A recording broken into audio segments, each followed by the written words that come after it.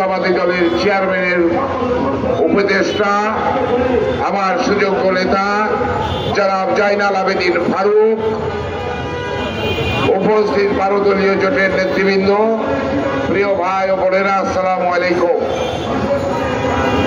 সময় সংক্ষেপ, শুধু একটা কথা বলতে চাই। বলা হচ্ছে 5ই আগস্ট হচ্ছে বাংলাদেশের দ্বিতীয় স্বাধীনতা।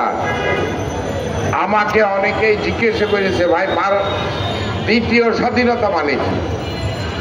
দ্বিতীয় স্বাধীনতা মানে হচ্ছে 1971 সালে আমরা এই দেশের মানুষ যুদ্ধ করে পাক হানাদার বাহিনীকে পরাজিত করে এই দেশটাকে আমরা স্বাধীন করেছিলাম।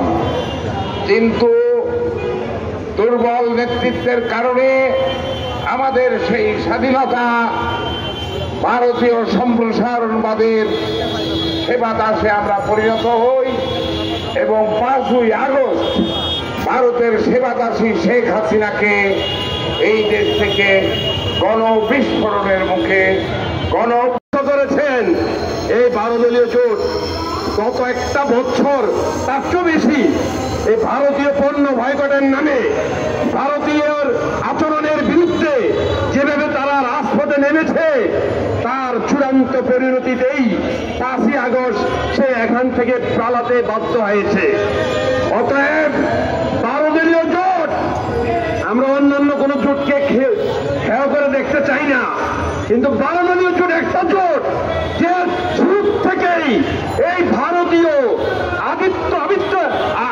আধিপত্যবাদ ব্রাহ্মণ্যবাদের বিরুদ্ধে যেভাবে সোচ্চার, তারা চূড়ান্ত সময় পর্যন্ত সোচ্চার থাকবে। কার সাথে যুদ্ধ করবেন, কার বিরুদ্ধে অস্ত্র চালাবেন, একটু টেস্ট করে টোকা দিয়ে চান, এখানে টোকা দেওয়ার আগে উড়ে যাবেন, যুদ্ধ করা লাগবে না। এটা বাংলাদেশ, এটা পীর আউলিয়াদের দেশ, ইমাম খতিবদের দেশ, মসজিদ মাদ্রাসার দেশ, লক্ষ লক্ষ ছাত্র জনতার দেশ।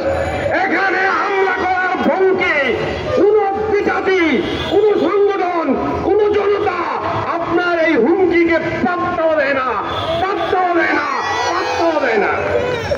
সর্বশেষ বলবো, 12 দলীয় জোট বিএনপির নেতৃত্বাধীন দীর্ঘদিন ধরে এই জোটে আমরা এই দেশের দেশ ও জাতির পক্ষে কাজ করে যাচ্ছি। আমাদের যিনি প্রধান অর্থাৎ জাতীয় অনেক শাসন করেছেন, আপনাদের 5 টাকা কুকুরকে ক্ষমতায় বসিয়ে দীর্ঘদিন আমাদের ভোটাধিকার বঞ্চিত করেছেন। দয়া করে আর চোখ রাঙাবেন না, বাংলাদেশ নিয়ে আর ষড়যন্ত্র করবেন না। বন্ধুরা আমার, গত 15 বছর তিল তিল ঘাম রক্ত দিয়ে আমরা এই সরকারের বিরুদ্ধে একটা রাস্তা তৈরি করেছি।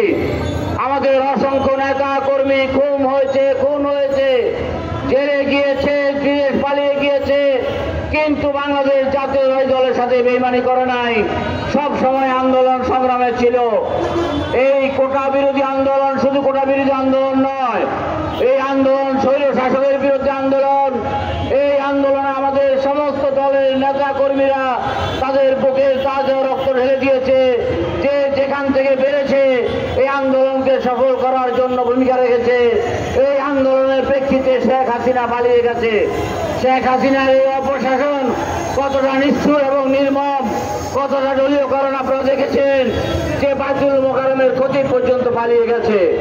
বন্ধুরা আমার, 2022 সালের 28শে সেপ্টেম্বর জনাব তারেক রহমান আন্দোলনের ডাক দিয়ে বলেছেন, যুগপৎ আন্দোলনে যারা থাকবেন, যারা এই সরকারের বিরুদ্ধে লড়াই করবেন, তাদের সকলকে নিয়ে জাতীয় ঐক্য গঠন করা হবে।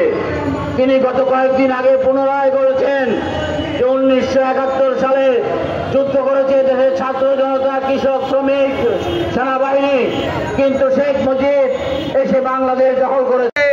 বাংলাদেশের চিরদুশ্মনের নাম হিন্দুস্তান। এই হিন্দুস্তানকে পাশে রেখে বাংলাদেশের স্বাধীনতা, সার্বভৌমত্ব কখনোই নিরাপদ হতে পারে না। সেই লক্ষ্যে আমাদের সংগ্রাম চলছিল। মাঝখানে এই যে 30, 35, 40টি বছর এই আন্দোলনের মধ্য দিয়ে গত 5ই আগস্ট বাংলার মাটি থেকে স্বৈরাচারিণী শেখ হাসিনা পালিয়ে গেছে।